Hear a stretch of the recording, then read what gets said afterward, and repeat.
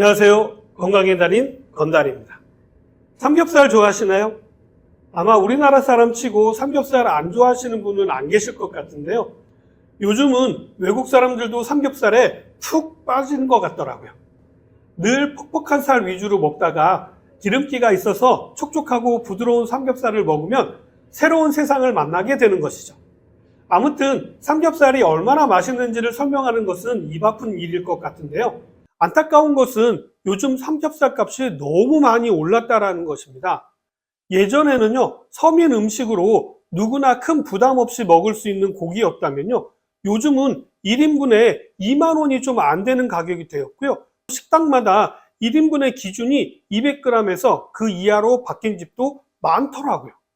또 한 가지 안타까운 것은요, 삼겹살에 대한 오해인데요. 지방이 많다라는 이유로 지금까지 삼겹살은 건강에 좋지 않는 식품으로 인식되어져 왔는데요. 삼겹살은요, 절대로 건강에 좋지 않은 음식이 아니라 어쩌면 소고기보다도 더 건강에 좋은 부분도 있다는 것에 대해서 말씀드리고 싶습니다. 삼겹살은요, 포화지방산이 많은 식품으로 알려져 있지만 그렇지 않습니다. 삼겹살이 지방이 많아서 문제라고 생각하시는 분들께 알려드리고 싶은 부분인데요. 삼겹살과 꽃등심과 소갈비의 지방과 단백질의 함량을 비교한 결과요. 삼겹살이 꽃등심보다 지방 함량은 낮고 단백질 함량은 꽃등심보다도 높았고요. 소갈비보다도 높은 것으로 나타났다는 사실입니다. 삼겹살은 포화지방산이 많아서 안 좋다라고 알고 계시지만요. 이것 또한 그렇지 않습니다. 삼겹살은 포화지방산이 4, 불포화지방산이 6으로요. 불포화지방산의 함량이 더 높게 나타났습니다. 그런데도 불구하고요. 삼겹살은 포화지방산이 많은 것으로 알려진 것이죠. 심지어 우리 몸에 꼭 필요한 것으로 알려진 필수 지방산인 올레산은 약 45%나 함유되어져 있고요. 리놀렌산은 약 12%나 함유되어져 있다는 거죠. 또 다른 오해가 있는데요. 많은 전문가와 의사분들이 고기는 구워서 드시기보다는 삶아서 드시라고 이야기하고 있는 그 이유로는요. 대부분 삶은 고기가 기름기가 적어서 건강에 더 좋다라고 하는 이야기를 많이들 들어보셨을 겁니다. 그러나 실제는 그렇지 않습니다. 이 부분도 실험을 통해서 밝혀진 부분인데요. 30분 동안 삶은 삼겹살과 7분 동안 구운 삼겹살의 지방 함량을 비교해 보았는데요. 두 삼겹살의 지방 함량은 차이가 크게 나지 않는 것으로 밝혀졌습니다. 그렇기 때문에 지방 때문에 삼겹살을 보쌈 형태로 먹어야 한다는 주장은 잘못된 내용이라는 것이죠. 혹시 아직도 믹스커피가 건강에 좋지 않다라고 생각하시는 분들 계시죠? 예전에 제가 믹스커피에 대한 영상을 올렸는데 난리가 났었습니다. 의사를 비롯해서 소위 전문가라고 하시는 분들의 질문 공세와 비난의 댓글이 엄청나게 이어졌는데요. 구체적인 내용 없이 비난하시는 글이 대부분이었지만요. 일부 전문가분들의 문제를 지적하는 부분에 대해서 제가 일일이 댓글로 반박글을 올렸습니다. 전문가분이라고 하시는 분들도 대부분 인터넷에 올려진 잘못된 정보만 보시고 이야기하시는 분들이 대부분이셨기 때문에요. 제가 조목조목 설명을 드렸고요. 이 사건 이후에요. 제 영상 내용을 가지고요. 새롭게 올라온 영상이 약 20여 편이 넘더라고요. 제 영상 원고를 그대로 다르게 만드신 분도 계셨고요. 어느 의사분께서는 제 영상을 리뷰를 해주시면서 좀 더 구체적인 내용을 다루어 준 영상도 있었습니다. 삼겹살도 마찬가지입니다. 삼겹살이 건강에 안 좋다고 알려진 내용이 대부분 일부 내용만 가지고 이야기하기 때문에요. 많은 오해가 발생하는 것입니다. 제가 항상 강조하는 것 기억나시나요? 세상에는 나쁜 음식, 좋은 음식은 따로 없다입니다. 본인에게 맞는 음식을 본인에게 맞게 드시면 다 좋은 음식이 되는 것입니다. 삼겹살도 마찬가지입니다.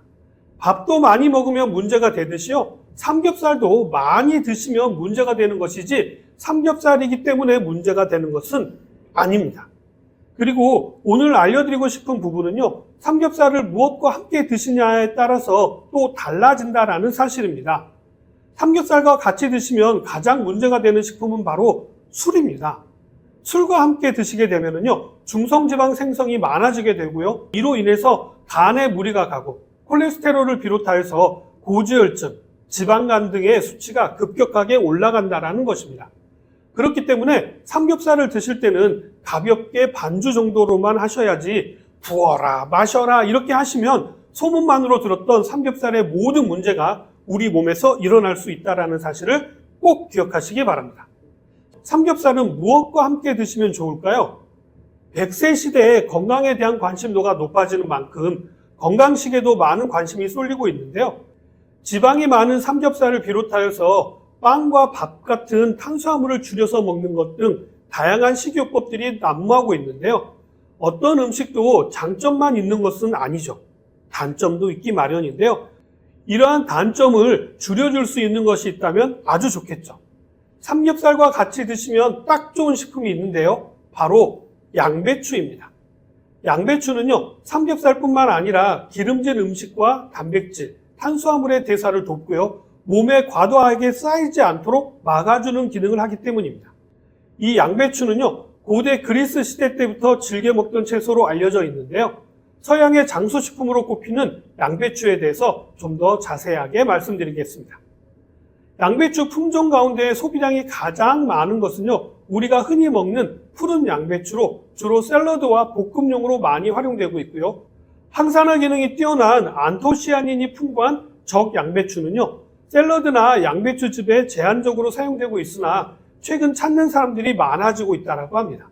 한때 인기 품종이었던 방울 양배추가 있는데요. 이번 영상을 준비하면서 처음 알게 된 내용인데요. 공식 명칭은 방울 다다기 양배추라고 합니다. 크기는 작은데요. 일반 양배추보다 2배 이상의 영양소가 함유되어져 있는 것으로 알려져 있는데요. 일반적으로 양배추는요, 생으로 채를 썰어서 먹거나 양배추찜, 양배추 김치, 양배추 전 등 다양하게 활용할 수가 있습니다. 다만 조리를 해서 드실 경우라고 한다면요, 영양소 보존을 위해서 살짝 볶거나 데쳐서 드시는 게 좋고요. 생으로 드실 때도 물에 너무 오랫동안 담가 두시면 수용성 영양소가 소실될 수 있기 때문에 주의가 필요합니다. 양배추의 대표적인 영양소로는요, 비타민 U를 들 수가 있는데요. 위산과 자극적인 물질로부터 위벽을 보호하는 것으로도 알려져 있어서 아침 공복에 양배추를 드시게 되면요, 쓰린 속을 달래는 데도 도움이 됩니다. 특히 비타민 U는 단백질과 지방의 대사를 도와서요, 간에 흡수된 후에 단백질 합성을 돕기도 하고요, 간 속에 남아있는 지방을 처리하여서 지방간을 예방하는 데도 도움이 됩니다. 삼겹살에 많은 지방과 밥의 탄수화물의 대사를 조절해서요, 지방간의 위험 요인을 줄여줄 수 있기 때문에 적극 추천드립니다.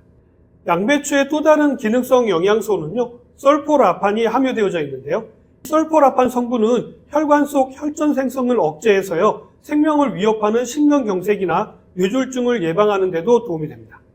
특히 비계, 내장 등 포화지방산이 많은 음식을 드실 때 양배추를 드시게 되면요, 혈관에 미치는 나쁜 영향을 줄일 수가 있고요. 고기 먹을 때 알리신 성분이 많은 양파라든지 마늘을 곁들여서 드신다면요, 아주 맛있고 건강한 삼겹살을 드실 수 있게 됩니다. 알리신과 설포라판의 경우에는요, 항암 작용도 아주 뛰어난 성분으로도 알려져 있는 것이라 우리 몸에 두루두루 좋은 식품이 되겠죠. 오늘은 삼겹살과 함께 드시면 좋은 식품 양배추에 대해서 말씀을 드렸는데 어떻게 좀 도움이 되셨나요? 그럼 저는 다음에 더 좋은 내용을 가지고 다시 찾아뵙도록 하겠습니다. 감사합니다.